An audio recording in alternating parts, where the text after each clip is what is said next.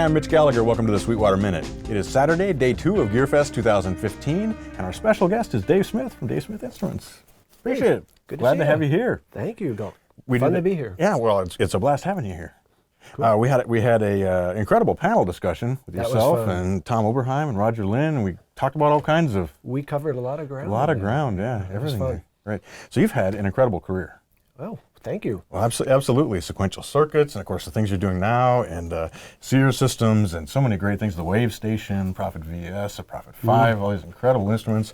The Evolver, Poly Evolver, the Tempest, and just so many great things that you've been working on. Of course, you've brought that kind of background full circle now with the Prophet-6. Exactly. Really fun. Yes. So how did you get into designing synthesizers, and what was the attraction there?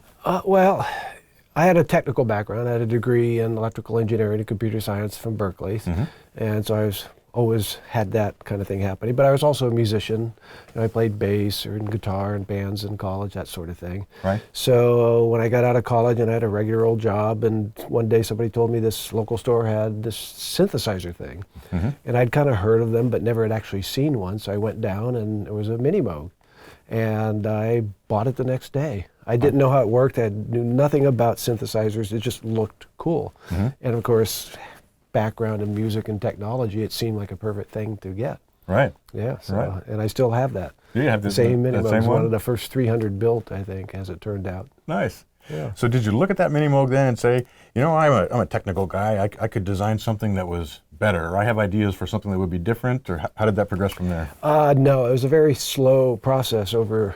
I never thought, you know, okay, this is what I'm going to do from now on. It was like, this is fun, played with it, and then I wanted more things to play with it, so I started designing things. First thing I made was a little analog sequencer. And once I got done designing, I said, well, if I like this, probably somebody else would too. Right. So I started a company called Sequential Circuits in 1973, 74, to sell them, and I think I sold 4. You know, it was an analog sequencer, and you know, it's... but that was kind of the start. And even then, there was no master plan involved. I was just kind of having fun and seeing where it led day to day. Right, right. So what led you in the direction of the Prophet 5? You had a Prophet 10 before, correct? You kind of started working on that? No, I had a couple. After the analog sequencer, I built a digital sequencer, and that one I actually sold a few hundred of. And then I built a synthesizer programming unit. It was called the Model 700. You could plug it into a Mini Moog or an ARP 2600 and make it semi-programmable. Okay. So I was doing all that, and I still, you know, again, this is all at night and on weekends. I had a regular day job. And then I started getting the idea of doing something that would be polyphonic, and I was working with microprocessors already, so I was familiar with them, even though most people didn't know what they were back then. Right. Then I got the idea to do something that turned out to be the Prophet 5. And at first I didn't even start doing a design because I thought, well, this is obvious, you know, Moog will be doing it or ARP will be doing it. Somebody else is going to do it. It's too obvious.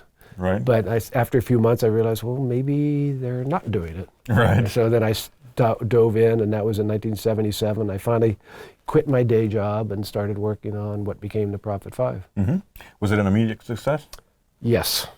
It was completely overwhelming. Yeah. You know, we showed up at the NAMM trade show in January of '78 and showed it, and pretty much everybody just kind of, you know, just the whole concept, you know, because again, before then, the concept of an instrument we could play all these different sounds on one keyboard was just, nothing existed like that before. Right, right. So it was such a new thing that, the first 10 units went to David Bowie, Joe Zawinul, Rick Wakeman. I mean, it just from day one had that kind of an acceptance. Right. That had to be so exciting to create this instrument and have artists like that want to play that instrument, want to use it. It was pretty special. Yeah.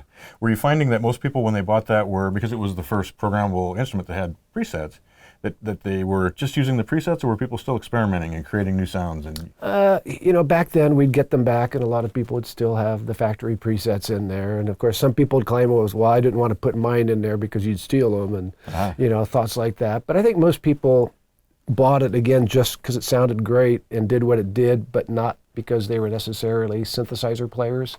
You know, so that's why a lot of them maybe didn't change the sounds all that much. Right. And were they looking for emulative sounds? Did they want Yeah, strings I and think. pianos? Yeah, and of course it doesn't do a great piano, but you can still do piano-like sounds, electric piano sounds, organ sounds, Hammond-type sounds, and then you can do the synth sounds too. Sure. And especially when they're presets. So it kind of, for the first time, a keyboard player can have everything in one box. Right, right.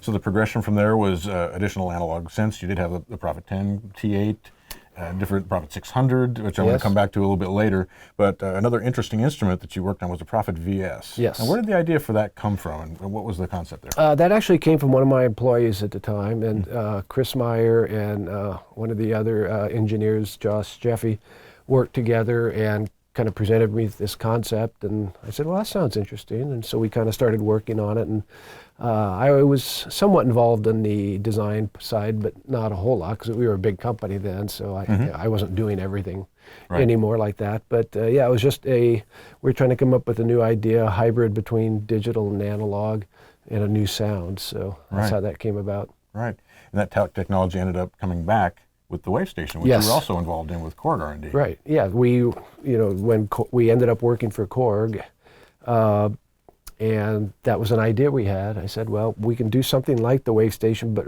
like the VS, but instead of doing the same type of joystick wavetable selection, we came up with the idea of doing it, like wave sequencing is what we called it. Right. So it was a new concept, and that one was. That might be the only 100% digital instrument I've ever been involved with, actually. Except for reality. Yeah, that's not even digital. That's it is, but so yeah, it was just a clever reuse of the same basic idea, taking it a step further, though. You had in between there done some work for Yamaha with some physical modeling. Yeah, it didn't really go anywhere. They could never quite decide what to do with the company after they bought it, so it just kind of disappeared. Right. But as things sometimes happen that way. Right? It does happen often that way. So we mentioned Sears Systems and the soft synth, and that was actually the first soft synth for PC, correct? Yep, first soft synth period. As far as commercial, like Reality was the first professional soft synth ever. Right. So we kind of started all that. But I like to say I was the first person to do it and the first person to stop doing it. So, but 10 million of those, or more than 10 million of those, were sold as part of the... Not Reality. That was a different... we actually did 3 generations of soft synths. The first one was under contract to Intel. They just wanted something that to demonstrate the power of the processors. The second one is the one that we sold, or Creative Labs sold millions of, tens of millions of. Right. And then Reality, as the computers got faster, we were able to do a fully professional soft synth. The other ones were kind of more general MIDI, right. A little bit more limited. So it has to be one of the most successful soft synths ever as well, as being... Yeah, I suppose, yeah. I never think about that because I never think about soft synths. Right. Before we move on to the new things you've been working on since you've come back to designing synthesizers, let's circle back to the Prophet 600 and its notable feature, which MIDI? was that MIDI in out. Yeah, that little jack in the back. Those little 5-pin jacks on the back there. And you are known as the father of MIDI. You have a technical Grammy for having developed that along with Iketaro Kakahashi. Yes. Tell us just a little bit about the story there. The story's been told many times, but give us just the summary of the amazing development of that. There was a need, and we all recognized it, and I happened to be the one to kind of spearhead it and get it going. And we were able to do it fairly quickly, working with the Japanese companies. It turned out to be mostly Roland and Sequential that did the work, and the other 3 companies were smart enough to, be involved with it. Right. So we were able to do it fairly quickly, and towards the end of the year, as it was becoming real, we were trying to decide a name for it, and Kakahashi was visiting Sequential, and the Japanese companies came up with the idea of UMII, U-M-I-I, Universal Musical Instrument Interface, and they thought that was kind of clever because you and me can connect, and we kind of said, I don't know about that, and just off the top of my head in that meeting, I said, how about musical instrument digital interface? Because I liked the digital interface about it, and I liked it was musical instrument, not just synthesizer. Right. So for some reason that popped in my head, and I suggested it, and everybody kind of went, okay. Nice. And that was it. Right. It was that informal to come up with it. Right. As we were discussing earlier, you had the advantage that you were developing it outside of an organization. Yes. So you didn't have to get approvals. You didn't have to. It was being done kind of by manufacturers who were invested in it, and yet you offered it for free. Yes. To everybody. And did you have trouble getting everybody to sign on to that, or was it adopted pretty quickly? It took a year or 2 or 3. Which is not long, really. And the other thing that happened, because we didn't have a standards committee involved, is when it first came out, there were some misunderstandings and there were some things that had to be worked out, so it wasn't perfect right out of the gate. Though through that first year, we were able to kind of just wrap everything up as we all brought out instruments, because we had the Prophet-600 and then the Jupiter 6, and then of course the DX7 came out in the same year, so everything was kind of happening quickly, and we all just kind of adapted quickly to get it all going. Right. But then when all the other companies saw what was happening, they were kind of going, okay, I guess we have to do it too. Right, right. What's amazing about that spec, and I teach a class here in Sweetwater University for our sales engineers on the nuts and bolts of MIDI, and we talk about all the different messages and all of the parameters and things. What's amazing about it is the spec is now 33, 34 years old, still at 1.0, and it's still 100% functional, still works for almost every application. It's still perfectly, it's works used perfectly well. Every day in every studio, everywhere in the world. Yeah, it really speaks to the foresight you had in designing some of those capabilities that were built into that it still is. Yeah, years later. It's kind of surprising. If you had told me that then, I would not have predicted that. Right. 30 years? Nah, right. It would never happen. But we all know it's impossible to predict the future, because you just can't. Even things as simple as patch select, because at the time, the DX7 had 32 presets, and there weren't instruments that had thousands of presets and multiple banks and all those kind of things, that you allowed for all that stuff, which is pretty amazing. Amazing foresight. Yeah, well, you did a good job. Yeah, absolutely you did. Clearly a huge success, and you should have charged for it.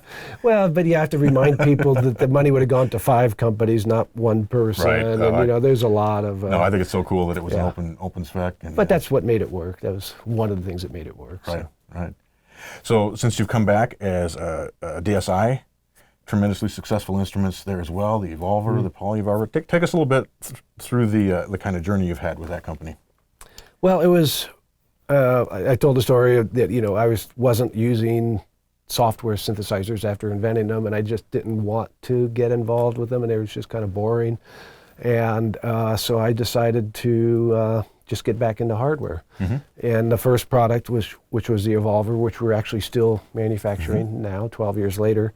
The concept was to go back to analog electronics, because nobody was doing it.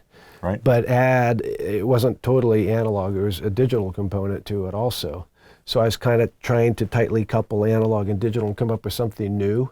I mean, I knew all along that if I redid a Prophet 5 or something, it would probably do well, but I just didn't have any interest in doing that. I did it once, so why do it again? So, and I don't think about things in terms of what would sell the best. I'd rather do whatever's most fun. So I was trying to come up with a new voice structure, which I did. It's a stereo instrument. There's actually different filters left and right. There's the VS wave shapes are in there, but there's also DCOs and analog filters, of course, and then there's a tightly coupled delay and feedback and a lot of new ideas in that. So just trying to do something new. Right, right. Well, tremendously powerful instruments. Yes. So many different things you can do with those. And you've also got to where analog synthesis was expensive.